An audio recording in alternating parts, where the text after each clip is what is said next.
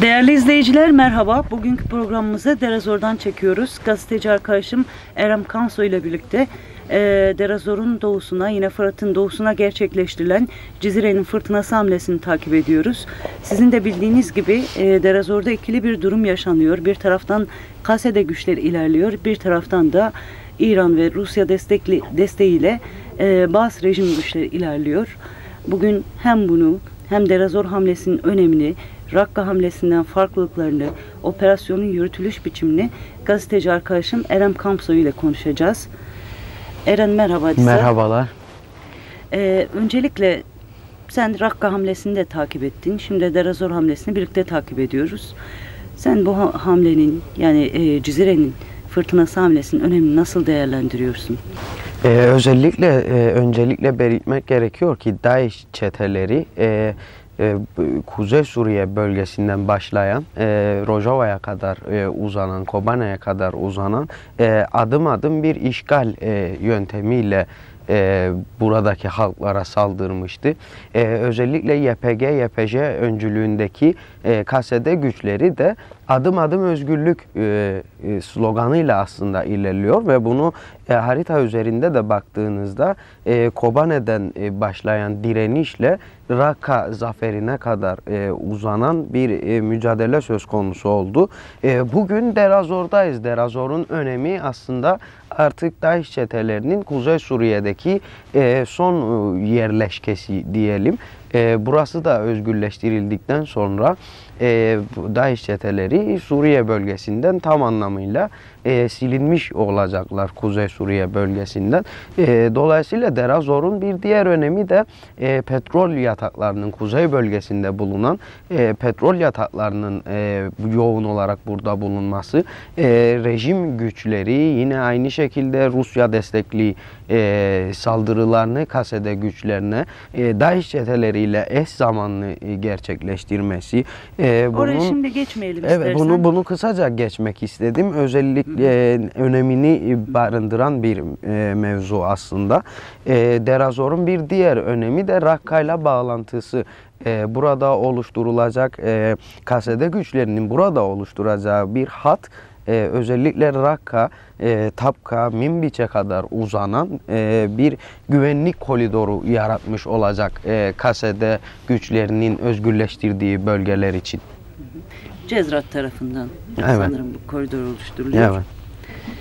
Peki Rakka hamlesini uzun süre takip ettin. Geçen programımızda da biraz süremiz yettiği oranda Rakka hamlesinin önemli, unutulmayanlarını konuşmaya çalıştık. Sen Rakka hamlesiyle kıyasladığında, kısa süredir buradasın belki ama neler gördün alanda? Ne tür farklılıklar gördün? Öncelikle askeri operasyon boyutuyla değerlendirelim. Daha sonra siviller ve coğrafi olarak değerlendirmeye çalışacağım. Özellikle askeri operasyonlarda şunu belirtmek gerekiyor ki Rakka bir şehir hamlesiydi. Şehir hamlelerinde aslında kırsaldan başlayarak 5 aşama şeklinde yürüttü KSD güçleri. Evet. En son aşaması, büyük savaşın son aşaması Rakka şehir hamlesiydi.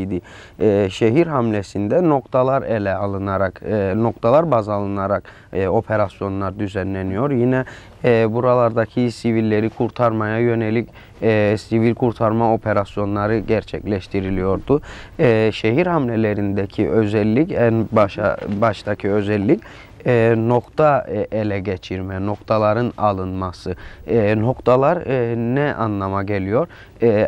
Savaşçıların sığınabileceği, erzak depolayabilecekleri, mühimmat depolayabilecekleri her yer nokta olabiliyor. Bir ev, bir evin otogarajı, yine bir çalışma atölyesi, her yer nokta olabiliyor. Belirlenen noktalar, DAEŞ çetelerinin ele geçirdiği noktalar kısa süreli özel operasyonlarla Rakka'da KSD güçlerinin operasyonlarıyla tekrar DAEŞ çetelerinden temizlenerek nokta nokta ilerlendi ve şehir dışından tarihi sur duvarlarına öncelikle, ardından şehir merkezine doğru bir ilerleyiş söz konusu oldu.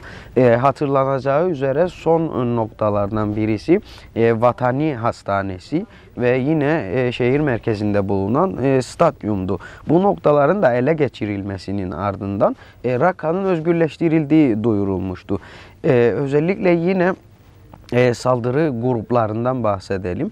Rakka'daki saldırı grupları küçük gruplar diyelim, küçük gruplar halindeydi. Bir şehir hamlesi olması gerekçesiyle ve burada yine suikast, sabotaj ve ağır silahlar timleri görev almıştı.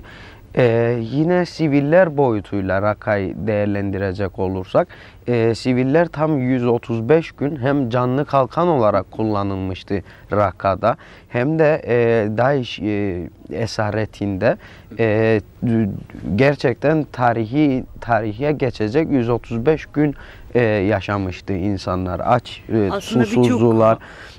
Yine özellikle DAEŞ çetelerinin onları canlı kalkan olarak kullanmasında büyük hezimetlere uğradı orada siviller. Fakat aslında birçok mesela daha önceki Minbiç hamlesinden de hatırlıyoruz. DAEŞ daha önce de sivilleri canlı kalkan olarak kullandı ama benim de takip ettiğim kadarıyla sivilleri en yoğun olarak canlı kalkan olarak kullandığı, siviller üzerine saldırı geliştirdiği alan Rakka'ydı ki kendisini Rakka alanında örgütlemiş olmasına rağmen, bir kesim en azından sivil desteği olmasına rağmen bunu yaptı DAEŞ. DAEŞ Rakka'da her türlü barbarca ve canice yönteme başvurdu aslında. Bir savaş yürütmedi orada. Bir karşılık vermediği bir saldırıya. Orada aslında DAEŞ çeteleri insanlık ayıbı, insanlık suçu, savaş suçu nasıl değerlendirirseniz değerlendirin ama bu DAEŞ cehaletini, bu karanlığı somutlaştıran bir yapıydı Rakka'da KSD güçlerinin özgürleştirdiği aslında. Baktığınız zaman KSD güçlerinin düzenlediği operasyonlarda başta gelen ve en çok dikkat çeken operasyonlar sivil kurtarma operasyonlarıydı. Sivillerin canlı kalkan olarak kullanması, yine özellikle birçok mahallenin mayın döşenmiş olması, sivillerin oradan güvenli bir şekilde güvenlik koridoru oluşturularak güvenli bölgelere çıkarılması gerçekten çok büyük bir askeri gücü ve operasyonu gerektiriyordu. Fakat KSD güçleri tüm olanaksızlıklara rağmen canla, başla, inançla mücadele verip sivilleri oradan en az hasarla kurtarmayı başardı. Şimdi Derazor'a baktığımızda Derazor bir çöl. Alabildiğine uzanan Rakka'dan kumluk, temel fiziki farkı da bu sanıyorum. Coğrafi açıdan değerlendirdiğimizde kesinlikle bu. Derazor'un coğrafi yapısı Rakka hamlesine tabanen zıt. Rakka'da sık binalar, yüksek binalar söz konusuydu. Bir şehirdi. 1 milyona yakın insanın yaşam sürdüğü bir şehirdi. Fakat Derazor alabildiğine uzanan bir çöl ve bu çölü DAEŞ çeteleri son birkaç yıl içerisinde mayın döşemiş durumda. Ve kendi alanları olduğu için çok da iyi tanıyorlar aslında. Evet, yani çok... bir bakıma onlar için büyük bir avantaj. Çünkü birkaç yıldır buradalar. Belki kısmi oranda rejim güçleri de var ama DAEŞ çeteleri tarafından kuşatma altına alınmıştı. Rejim güçleri biliyorsun. Yani şöyle de diyebiliriz aslında. Çeteler çölü avuçlarının içi gibi tanıyorlar. Bu onlar için bir avantaj. Özellikle hem tanıyorlar hem de mayın haritaları oluşturmuşlar. Bu mayın haritaları çok önemli bir hamlede. Mayınları tanıyorlar, nerede olduklarını biliyorlar.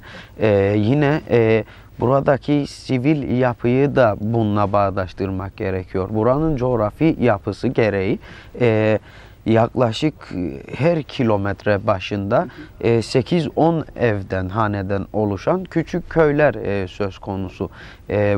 Bu yapı Derazor'u oluşturuyor aslında. Dolayısıyla KSD güçlerinin buradaki yürüttüğü hamle şehir hamlesine birebir coğrafi açıdan tamamıyla zıt. Burada daha çetin bir hamle diyebilir miyiz? Mesela çok daha çetin bir hamle, çünkü burada kol taktiği uygulanıyor. Oraya kollar geçmeden ilerliyor. önce, mesela sen kendi de belirttin, dedin mayın tarlaları, mayın haritaları oluşturulmuş durumda. Şimdi Derazor'un tarihi ve genel demografik yapısı incelendiğinde bir petrolünden bahsettin, önem arz eden bir noktası. Bir de tarih boyunca önemli bir tarım merkezi olduğunu biliyoruz. Evet. Çünkü Fırat Havzası'nda da yer alıyor. Fırat Nehri geçiyor buradan. Ama en azından ben alandan gördüğüm kadarıyla yol hattı boyunca, cephe hattı boyunca o verimli alanların, çöl kadar o verimli tarlaların da mayın tarlalarına, ölüm tarlalarına dönüştürüldüğünü görüyoruz. Yani. Evet. DAEŞ cehaletinin bir diğer boyutu. Yani bugün baktığınızda ölüm kusuyor. Evet, kesinlikle öyle. Çünkü bu yürüttükleri bir savaş değil. Aslında bu bir katliam merağı, bir insanlık dışı karanlık bir zihniyetin katliam derdi, katliam arzusu. Çünkü burada KSD güçlerinin ilerleyişini bu mayınlar durduramaz. Bu mümkün değil. KSD güçleri elbet buna bir çare, bir çözüm bulacaktır. Aynen Rakka'da olduğu gibi. Ki bulmuştur. Bugün Derazor'un artık son aşamasındayız. Derazor'un KSD güçlerine yönelik olan bölgeleri de, birçok bölgesi de özgürleştirilmiş durumda. Bu mayınlara nazaran yine özgürleştirme gerçekleştirilmiştir. Savaşçılar kararlılıkla ilerliyorlar. İnanç var en başında. Özellikle KSD güçlerindeki savaşçıların burada inancını, arzusunu, DAEŞ'e karşı yürüttükleri mücadelenin önemini hissettiklerini görüyoruz. Dolayısıyla konuyu dağıtmadan yine Derazor'un farkına dönelim biz. Derazor çöl içerisinde her birkaç kilometrede birkaç hanenin oluşturduğu köyler söz konusu burada. Ve yine rejim güçlerinin de hakim olduğu bölgeler var burada.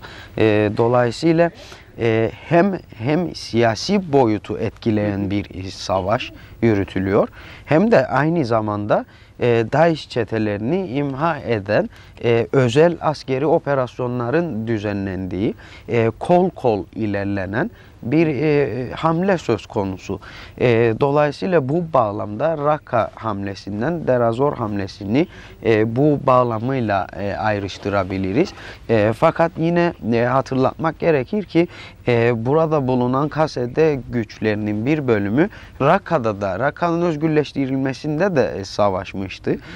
Rakka'yı özgürleştirdiler, buraya geldiler veya zaman zaman hatırlanacağı üzere ilk kez KSD güçleri 2 operasyonu aynı anda yürütmüştü. Bunlar Rakka ve Derazor operasyonlarıydı.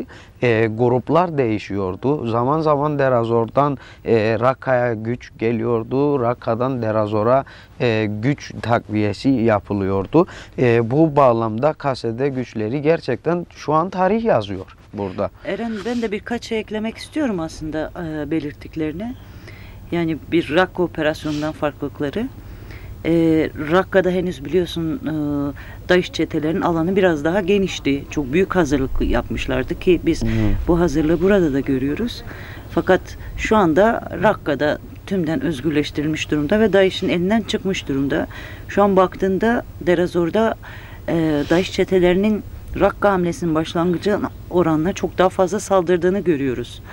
Her gün saldırı haberleri görüyor ki ilerleyen dakikalarda rejimin saldırılarını da değerlendireceğiz.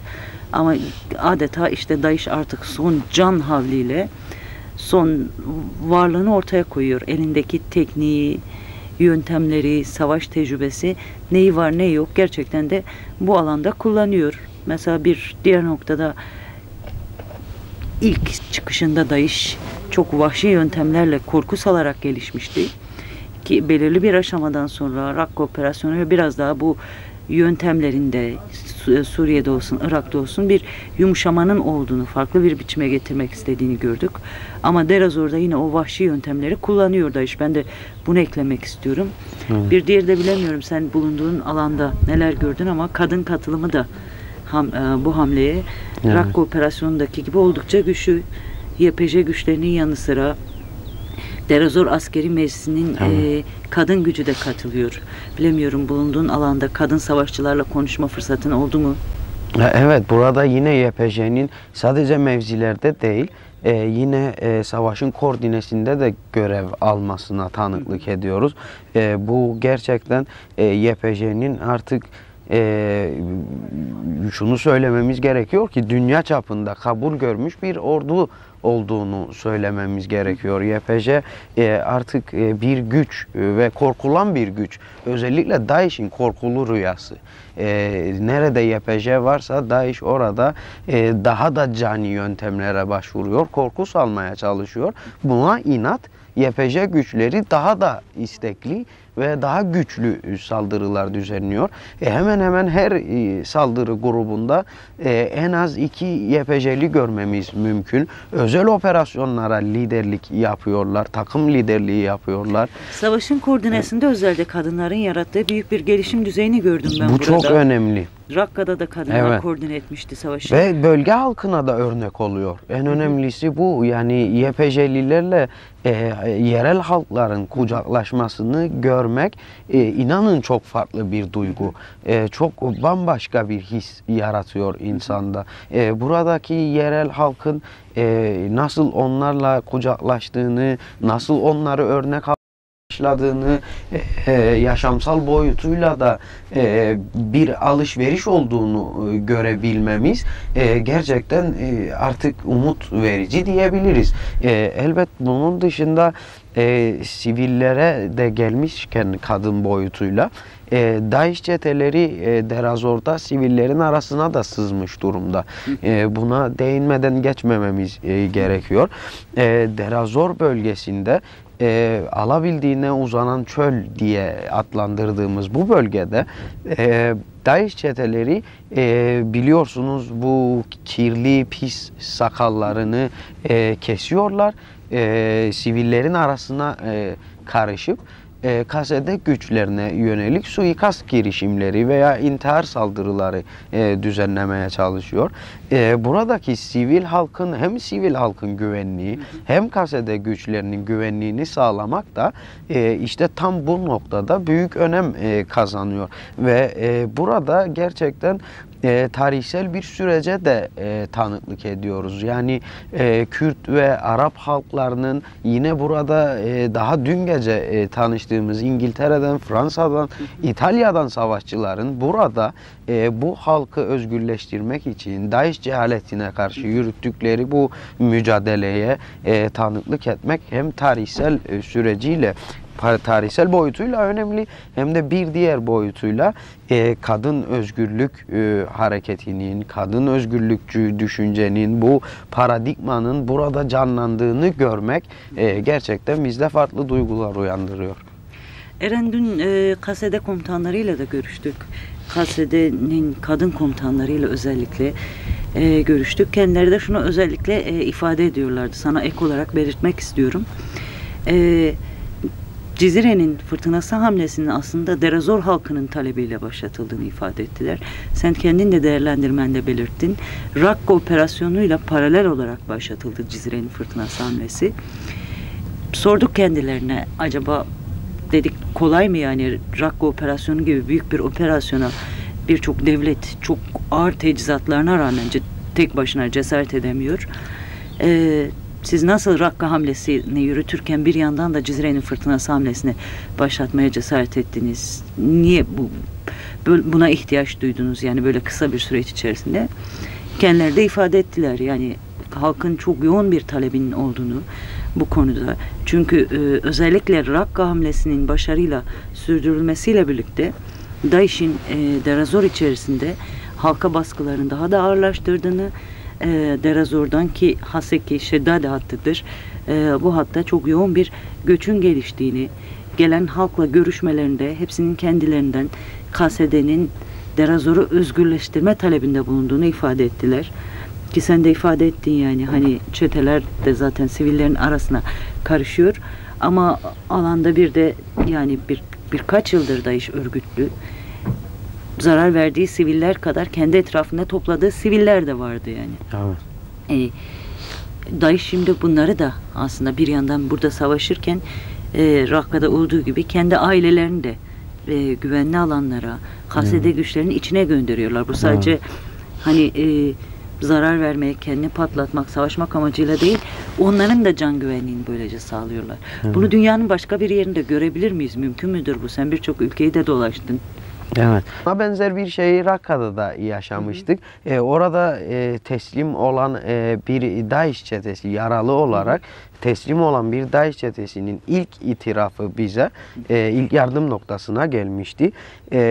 Size karşı savaşacağıma size teslim olurum, yaşama şansım yükselir gibi bir itiraftı yani ve çok güven içindeydi. Kendini güvende hissediyordu KSD güçlerine teslim olduğu zaman. Yani bu daha önce de hatırlanıyor, görüntüleri de yayınlanmıştı. Bazı DAEŞ çetelerinin yakalandığı halde halen daha asıp kesme sloganları attığını görüyorduk. Fakat bu birkaç yıl önceydi. Artık DAEŞ çeteleri kendi ailelerini KSD bölgelerine, güvenli bölgelere gönderiyor. Yani bu büyük bir farktır. Bunu yani iyi görmek düşmanının gerekiyor. bile umudu haline geldiğini ifade edebilir miyiz? Yani insani anlamda. Bu kesinlikle öyle. Tabii ki kendini bir örgüt olarak var etme anlamında değil ama insani anlamda KSD güçlerinin hem bölge halkının, tüm bölge halklarının hem düşmanının bile umudu hale geldiğini söyleyebiliriz herhalde. Evet, bu zaten bu önümüzdeki süreçte, önümüzdeki demokratik yapılanmalar var şu anda bu bölgede. Yine sivil halk meclislerinin oluşturulması, askeri meclislerin işleyişi zaten bu yönde tamamıyla. Bu 3 yıl, 5 yıllık süreçte artık buranın yerel insanları da bunu somut olarak içselleştirme fırsatı bulacaklar ki bugün somut olarak görüyoruz. İşte sizin de belirttiğiniz gibi çeteler ailelerini, eş ve çocuklarını KSD tarafından özgürleştirilmiş güvenli bölgelere sokmaya çalışıyorlar. Şunu altını çizmemiz gerekiyor.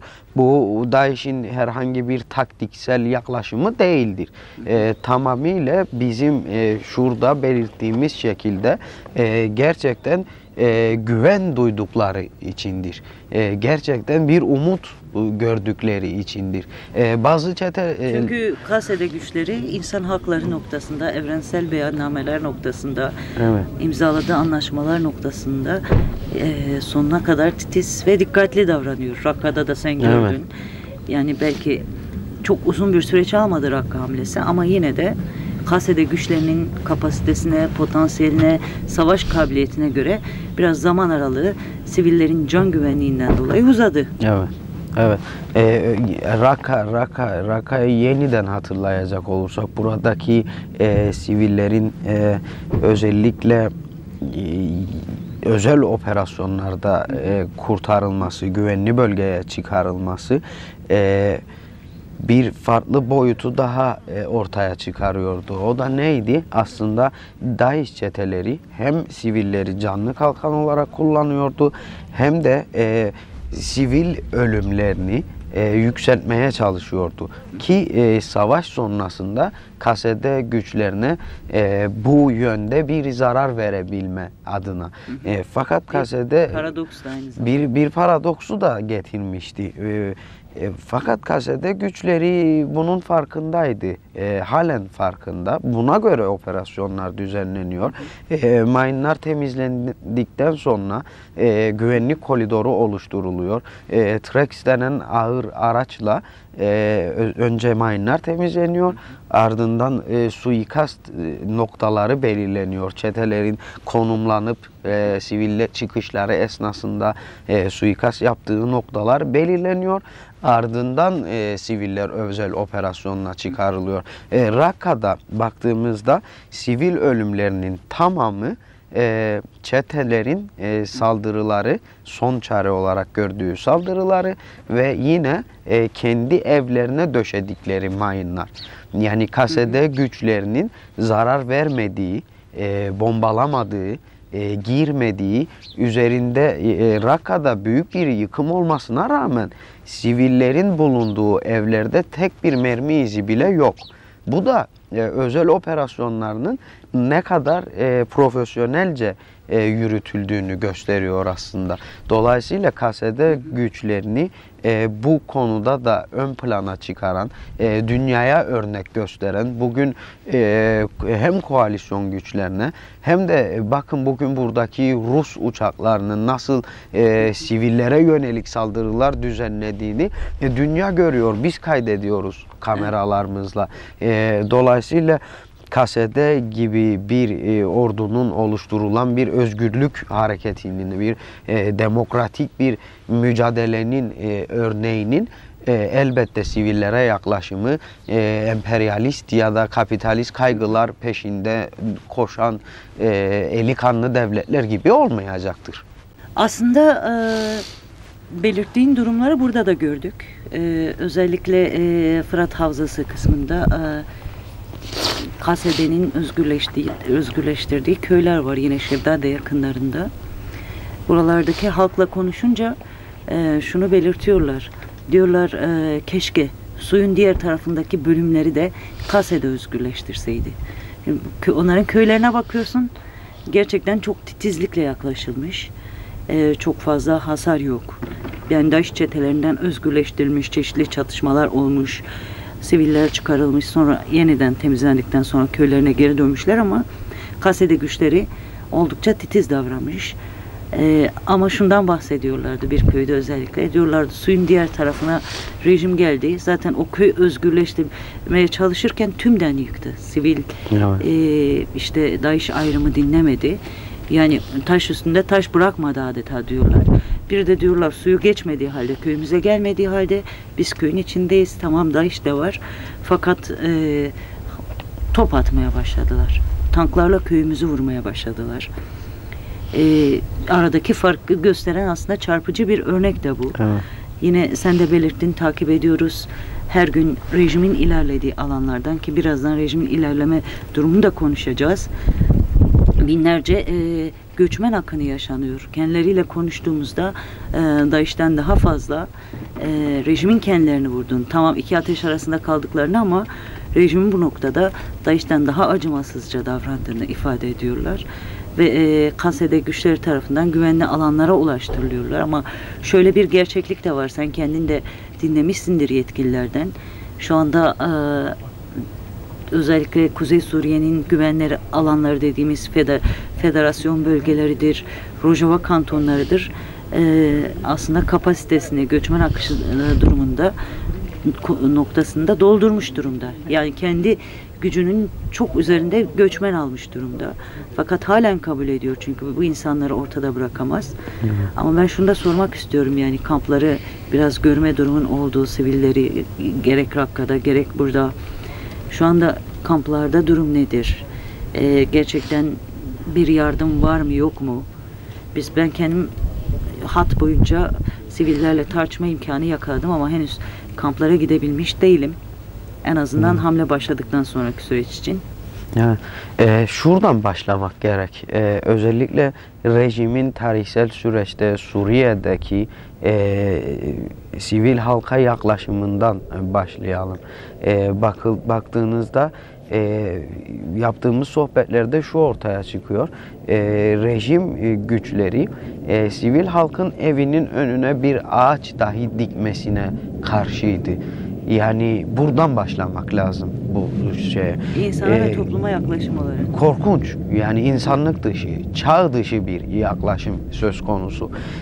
Su havzalarına baktığınızda özellikle rejim yandaşı bölgelerde su havzalarının oluşturduğu ve temiz su imkanının daha fazla olduğunu görüyoruz. Yani bir yandaşlık, bir çıkar ilişkisi, sivil halka dahi bu kadar çağ dışı bir yaklaşımın olduğunu net bir şekilde burada görebiliyoruz. Özellikle bu Kürt bölgelerinde, yine Arap Sünnilerin bölgelerinde böyleydi.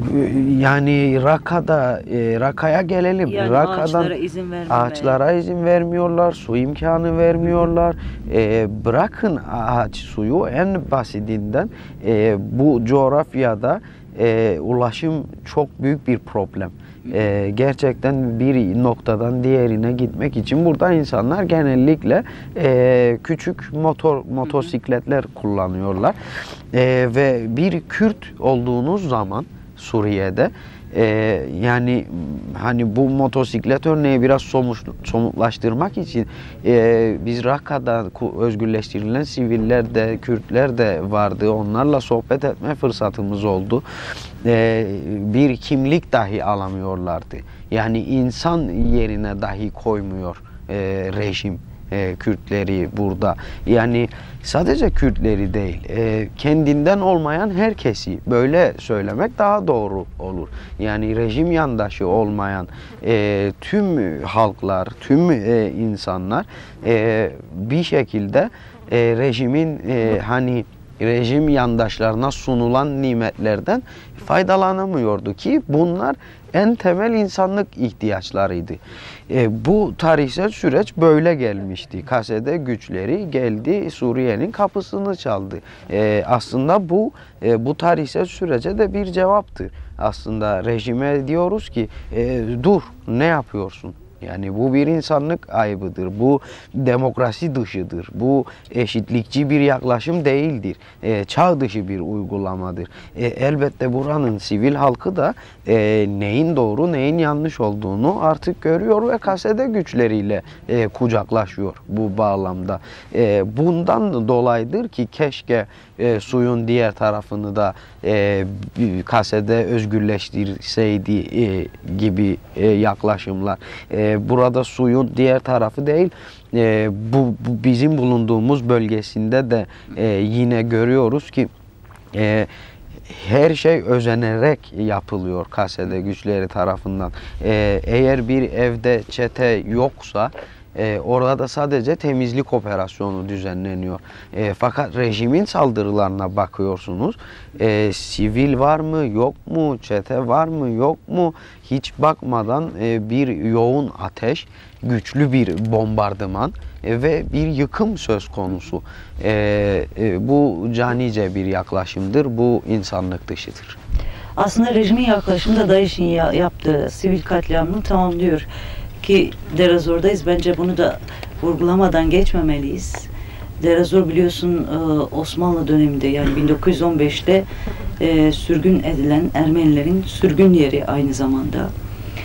DAEŞ döneminde özellikle bu Derazor'daki Ermeni katliamı müzesi ve anıtının patlatıldığını, birçok Ermenilerin hemen neredeyse hemen hepsinin, yine Süryanilerin, ki Derazor'da Ermeniler kadar bir kısım Süryani ve Kürtler de var, katledildiklerini biliyoruz.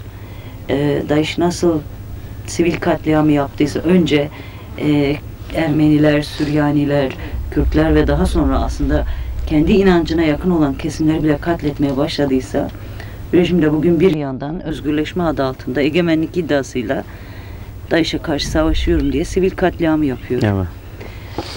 Buradan aslında de geçelim bence artık. Rejim belirttik, kasede boyutunu tartıştık. Rejim Fırat suyunun diğer tarafında ilerliyor. Yani şu ana kadar Derazor kentinin, kent merkezinin büyük bir bölümünü almış durumdalar. Henüz çatışmalar olsa da yine Meyadin'i almış durumdalar. Belli bir bölgeye kadar suyun diğer hattında ilerlemiş durumdalar. Şimdi sen rejimin bu operasyonla amaçlarını nasıl değerlendiriyorsun? Çünkü Biliyorsun Rakka hamlesi beraberinde önemli siyasal gelişmeler oldu. Bir süredir geliştirilmeye çalışılan Astana anlaşmaları vardı, Evet. Astana görüşmeleri vardı. Çok önemli boyutunda. Rakka hamlesi sonlara doğru gelene kadar da İdlib üzerinde bir anlaşmaya varılamamıştı. Ama biz gördük ki Derazor hamlesinin başlaması ardından, yani Cizre'nin fırtınası hamlesinin başlaması ardından 9 Eylül'de başlamıştı. 15-16 Eylül'de direkt anlaşmaya vardılar. Bugün Derazor'da birlikte operasyon yapan güçler, Rusya, rejim, İran, DAEŞ terörüne karşı operasyon yaptıklarını söylüyorlar. İdlib'de El Nusra terör örgütüyle Türkiye anlaşmasına gözlerini yumdular. Evet. Tüm bu durumları nasıl değerlendiriyorsun? Arada ciddi fark var mı yani? Aslında çok derin bir konu. Buna da yine şuradan başlamak gerektiğini düşünüyorum. Büyük bir Orta Doğu projesi, Orta Doğu'nun yeniden yapılanmasına yönelik siyasi projelerin hem batılı güçlerin hem de Orta Doğu'daki İran rejim gibi yine Irak dahil olmak üzere, bakınız işte referandum süreci yaşandı Barzani'nin. Tüm bunların elbet bir anlamı olmalı. Dolayısıyla bunu Orta Doğu'nun yeniden yapılanmasına yorumluyorum. Fakat baktığınızda biz Suriye rejiminin uzun vadeli bir planı olmadığını görüyoruz ve aslında bir direksiyonu tam bir çamura doğru sürdüğünü, fazla süremeyeceğini, bataklığa sürüklendiğini görebiliyoruz.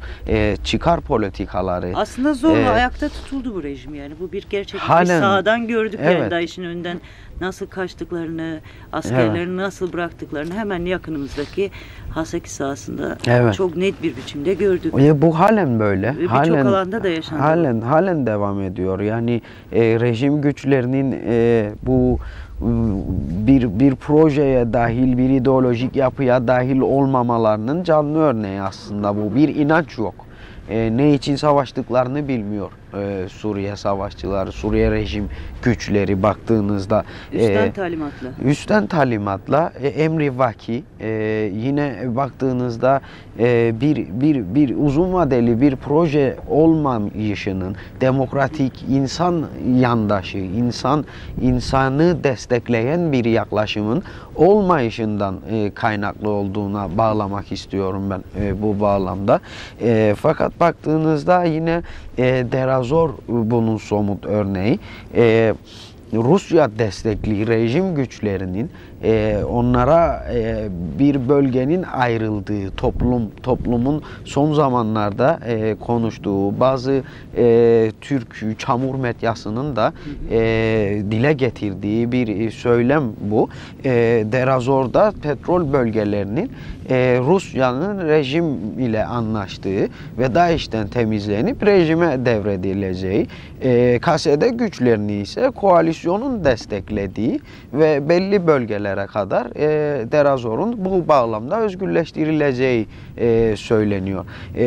Elbette burada koalisyon güçleri de var. Bunu kimse yalanlayamaz. Bunu kimse de ayıplayamaz. Çünkü bu bir süreçti. Bir siyasi sürecin bir sonucuydu. Bir parantez açmak istiyorum. Biz buradan KSD yetkilileriyle, komutanlarıyla konuştuğumuzda, genel komutanlarıyla rejim güçleriyle bir diyaloglarının olduğunu, çünkü rejimle savaşmak gibi bir niyetlerinin olmadığını, hani kendilerinin ilerlemeleri durumunda rejimi bilgilendirdiklerine, bakın DAEŞ değil biziz, böyle özgürleştiriyoruz şeklinde doğal bir şeyin oluştuğunu, hani rejimin ilerlediği bölgelerle onların ilerlediği bölgelerin biraz ayrıştığını ama aralarında bu yönlü bir anlaşma olmadığını, kendilerinde stratejik hedeflerinin olduğunu, hani kendileri için bir sınır koymadıklarını, ki koalisyon güçlerinden bu hamleyi yapabileceklerine dair kendilerinin talepte bulunduğunu ifade ediyorlar. Çünkü kendileri de daha önce de belirttik. Yani sivillerden çok büyük bir talep geliştiğini, Derazor hamlesinin gelişmesine dönük, yine kendi alanlarının güvenliğini sağlamaya dönük, ki biz süreç içerisinde Rojava'da çok net takip ettik. Derazor'dan Haseki'ye, yine Şeddade'ye birçok saldırı gerçekleştirildi. Zaman zaman direkt bir alanı işgal etmeye çalışma tarzında, zaman zaman bombalı araçlar patlatma tarzında ve birçok sivil kayıp, YPG'nin, KSD savaşçılarının kaybı da oldu bu saldırılarda. Evet. Ben bunu da parantez açarak belirtmek istedim. Kendilerinin cevabı bu şekilde. Sen nasıl görüyorsun? Sen bu alanda rejim güçleriyle KSD arasında bir anlaşma görebiliyor musun? Hiç böyle bir anlaşma olduğunu söylemek mümkün değil şu anda. Fakat daha 2 gün öncesine kadar yine nasıl telaşla bir haber hazırladığına ben senin tanık olmuştum. O da şuydu, çok yeni bir gelişmeydi.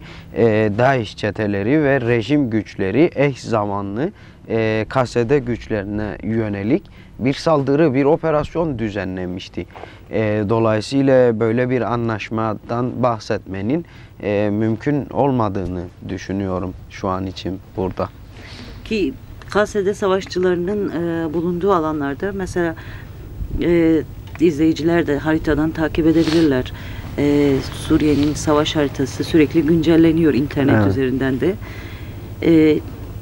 Rejimle KSD'nin sınır olduğu yerlerde, DAEŞ'ten temizlenen yerlerde savaşçılar ilerlemeye çalışırken DAEŞ'e karşı rejim tarafından arkadan vurulduklarını ifade ediyorlar. Belki bütün bunlar hepsi bir anda yansımıyor basına. Ki burada gördüğümüz kadarıyla KSD çatışmaların büyümemesi için, gerginliğin büyümemesi için biraz alttan da almaya çalışıyor. Meşru savunma temelinde cevap veriyor ama çatışmaların çok da büyümemesi için bazı fedakarlıklar da yapıyor. Aslında gerçekten savaşçıların iki ateş arasında kalma durumu yaşanabiliyor. Aslında bahsettiğiniz meşru savunma durumunu özellikle Avrupa'daki izleyicilerimiz için benim özel ricamdır. Biraz açıklayın ki burada gerçekten ne yaşandığını izleyicilerimiz iyi algılayabilsinler. Çünkü bu gerçekten burada yaşanan şu anda meşru savunma hakkıdır. Bir saldırı değildir. Rejime yönelik operasyonlar değildir. Fakat burada yaşananlar da bir gerçekliği yansıtıyor. DAEŞ çeteleri rejimle eş zamanlı farklı bölgelere, KSD güçlerine saldırılar düzenliyor. O yüzden birazcık açıklamanızda fayda görüyorum ben bu meşru savunma durumunu. Yani haberlerde de geçmişti. Yani şu ana kadar 9 Eylül'de başlayan Cizre fırtınası hamlesi ardından rejim güçlerinin birçok defa KSD güçlerine saldırıları oldu.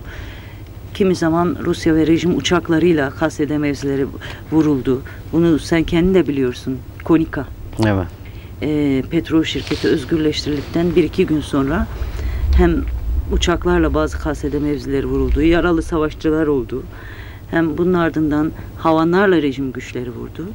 KSD güçleri de meşru savunma temelinde uçaklarla değil ama ellerindeki ağır silahlarla saldırıyı durdurmak için cevap verdiler. Yani meşru savunma derken ki takip edilmiştir. Sana bir yerden saldırı geldiğinde cevap vererek bunu durdurmaya çalışma. Çünkü biliyoruz ki egemen güçler, saldırgan güçler, bu DAEŞ de böyle, bu rejim de böyle, bu Türk devleti de böyle. Sen cevap vermediğin sürece, yani kendini koruyabileceğini göstermediğin sürece, saldırılar karşısında boyun eğmediğini göstermediğin sürece saldırılarını çok daha fazla artırıyorlar. Bu rejim için de geçerli ki DAEŞ için bu zaten çok çok fazla geçerli ki gördük yani örneklerini. Sadece Derazor'dan, Rakka'dan demeyelim çünkü Derazor'da, Rakka'da DAEŞ zorlanıyordu yani. Çok saldırıyordu ama zorlanıyordu. 2014'te Musul'a saldırıda gördük. Nasıl kaçtılar Irak ordusu DAEŞ'in önünden. Haseke'de gördük. Suriye ordusu nasıl kaçtı.